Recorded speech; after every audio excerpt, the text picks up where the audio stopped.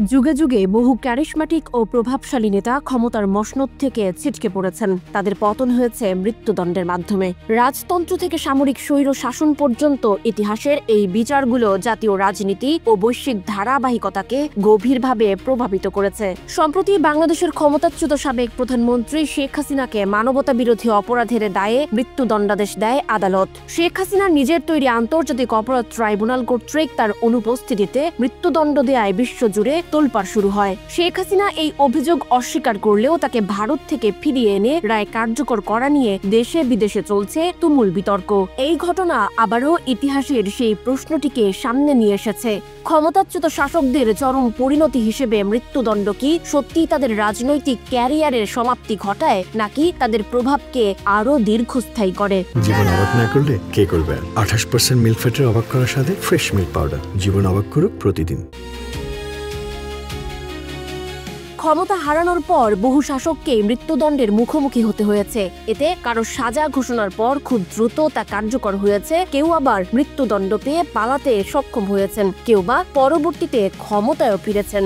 আবার মৃত্যুদণ্ড পাওয়ার পর সেই নেতার রাজনৈতিক ভাবমূর্তির প্রভাব ইতিহাসে দীর্ঘস্থায়ী হয়েছে এমনও নজির আছে। আজ মৃত্যুদণ্ডপ্রাপ্ত এমন কয়েকজন বিশ্ব নেতার উত্থান পতন এবং তাদের মৃত্যুর পর বদলে যাওয়া রাজনৈতিক পরিস্থিতি সম্পর্কে আমরা জানাবো আপনাদেরও। ইংল্যান্ডের প্রথম চার্লস ছিলেন প্রথম ইউরোপীয় রাজা, যাকে তার নিজের প্রজারা রাষ্ট্রদ্রোহের অভিযোগে আদালতে দাঁড় করিয়েছিলেন। অনুমোদন ছাড়া কর আরোপ এবং সংসদ ভেঙে ব্যক্তিগত শাসনের কারণে 1949 সালের জানুয়ারিতে ইংরেজ গৃহযুদ্ধের পর প্রকাশ্যে তার মৃত্যুদণ্ড কার্যকর করা হয়। তার মৃত্যু রাজতন্ত্রের বিলুপ্তি ঘটিয়ে কমনওয়েলথ শাসন প্রতিষ্ঠা করে এবং ইতিহাসে এই নজির রেখে যায় যে রাজাও আইনের ঊর্ধ্বে নন।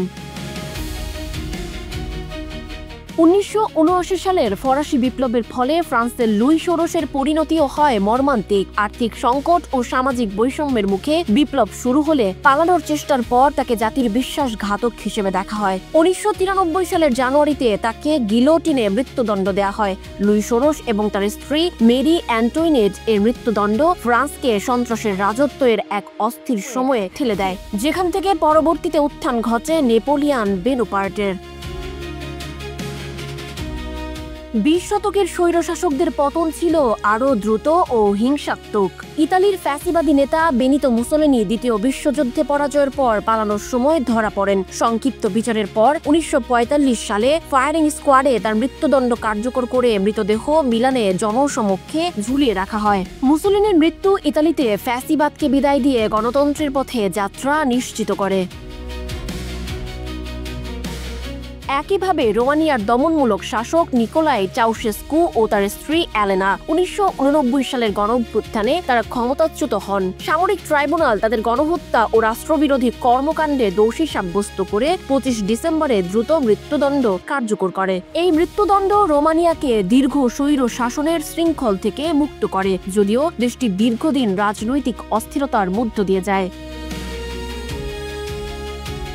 ইরাকের একনায়ক সাদ্দাম হোসেনের পতন ঘটে 2003 সালে মার্কিন আগ্রাসনের পর। দুজাইল হত্যাকাণ্ডে মানবতাবিরোধী অপরাধের দায়ে দোষী সাব্যস্ত হওয়ার পর 2006 সালে তার মৃত্যুদণ্ড কার্যকর করা হয়।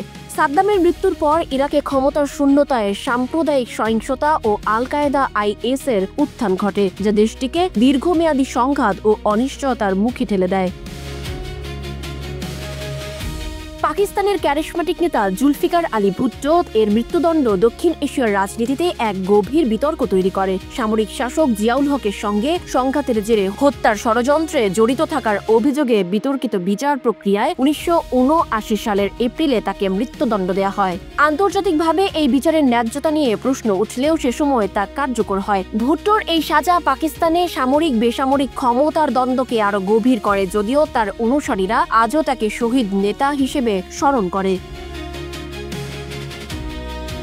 ইতিহাসে এমন নজিরও আছে যেখানে মৃত্যুদণ্ডের রায় নেতাদের রাজনৈতিক ভাবমূর্তিকে শেষ করেনি, বরং তাদের প্রভাবকে দীর্ঘস্থায়ী করেছে। আধুনিক চীনের জনক সান ইয়াতসেন 1895 সালের ব্যর্থ গুয়াংজু বিদ্রোহের পর তার অনুপস্থিতিতে মৃত্যুদণ্ড পেলেও তা কার্যকর হয়নি। তিনি নির্বাসনে থেকে চীনের পক্ষে আন্তর্জাতিক সমর্থন আদায়ে যুক্ত থাকেন এবং 1911 সালের বিপ্লবে প্রজাতন্ত্রের প্রথম অস্থায়ী রাষ্ট্রপতি হন।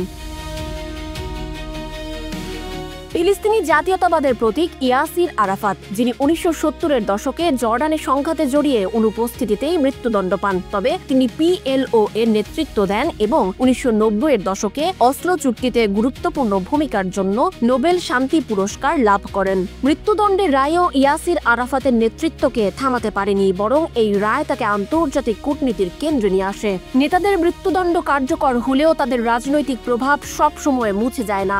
ইংল্যান্ডের রাজতন্ত্রের সমাপ্তি, ফ্রান্সের বিপ্লব বা রোমানিয়ার স্বৈর শাসনের অবসান, প্রতিটি মৃত্যুদণ্ডই এক একটি নতুন রাজনৈতিক স্রোতের সৃষ্টি করেছে, যা জাতির গতিপথকে দীর্ঘমেয়াদে পাল্টে দিয়েছে। ক্ষমতাচ্যুত সাবেক প্রধানমন্ত্রী শেখ হাসিনার ক্ষেত্রেও একই প্রশ্ন উঠছে, এই মৃত্যুদণ্ডের সাজা কি তার রাজনৈতিক পরিসমাপ্তি ঘটাবে?